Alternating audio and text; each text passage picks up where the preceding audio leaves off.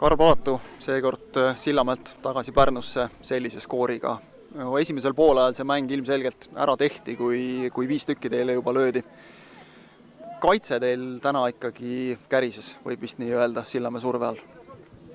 No vaata tablood, et see on nagu selge, et kaitse kärises, et siin ei ole nagu midagi nagu head, et vasta rindu taguda, et siin tuleb iseennast süüdistada kõigil meil, et meeskondlik mäng lagunes, et peale teist väravat ja sealt me ei suutnud enam uuesti distsipliini üles saada, et teise poole algus ju läks samamoodi.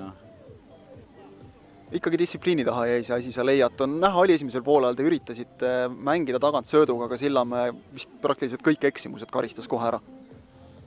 No võt see oligi see, et 0-2 ja siis nagu igaüks mõtles, et nüüd on vaja hakata midagi tõestama kellegile. Et eksimused loomulikult, ega need, kes eksisid, nad ei tahtnud eksida, see on nagu täiesti selge, et lihtsalt tehti valesid asju vale koha peal, et enda kasti ees ja Sillamäe karistas ikka kohe ära, et lõi need pallid külivõrku ära. No, objektiivselt on ju aru saada, teil on suuresti väga noor meeskond, kõrgliigas kogenematu meeskond ja teistpidi te ikkagi ilmselt peate mängima nii, nagu te mängite, et te üritate mängida, mitte ei lähe kaitsesse seisma, sealt samas muidugi tulevad jälle sellised skoorid. Kui raske see dilemma on, et tahaks ju mängida palliga, tahaks ehitada rünnakuid tagant, aga skoorid kisuvad suureks? No ja, see on nagu just suvega siin läinud, et tõenäoliselt on nagu meeste psühholoogia ka ikkagi praegu täiega nagu rikutud, et kui veel näed, et konkurentidele antakse mängijad tasuta laenule ja siis ega see teised saavad boost'i, me kaotsime mängijaid suvel, et meil läks Leokinid ära, aga ma olen nagu selles suhtes nagu need kutid, kes meil siin ilusti on jäänud ja eks nad siit saavad ikka paraja kogemuse, et minu karjäär on ju põhimõtteliselt lõpukorral, et ma loodan, et siit 2-3 Pärnu noortmeest saavad ikkagi karjäärile mingisuguse alguse, sest et olgem ausad, ega meil pärnakaid enam kuskil koondise ringis ju väga ei ole,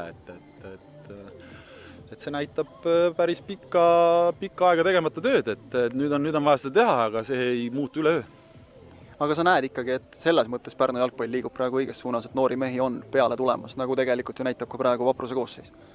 No jah, et mis siin nagu selles suhtes kaotada on, et ma võtan tõesti mütsi maha, 16-aastased kutid on väljakul, et kes mängisid eelmine aasta veel noorte liigasid, et tulevad siia, et näevad enne nägid võib-olla telekast ainult osasid mängijad, nüüd peavad nende vastu mängima, et selles suhtes mina olen nagu, ma loodan, et need kutid nagu mõistavad, et neile tegelikult see on kasulik.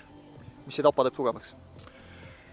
Kindlasti see on nagu jah, vanasõna, et eks me peame nagu asja ikkagi saama viisakaks, see on nagu selge, et ega häbi on väga palju, et samas keegi pidi selle vastutuse alguses võtma, et lihtne oleks olnud loobuda, aga ma ütlen need kutid, kes siin on ja ma olen nendele väga tänulik. No ja matemaatiliselt ju tegelikult me ei saa siin veel rääkida, et Pärnu kuskile kukkunud oleks. Kuniks on matemaatiline võimalus seni võitleta. Jaa, loomulikult, et loomulikult võitleme, et siin ei ole nagu midagi, et tulevad meil mulgid vastu veel 2 korda ja kui seal, eks me ikka teile tahame ära panna, ütleme niimoodi. Olgu, aitäh sulle ja jõudu! Teile ka!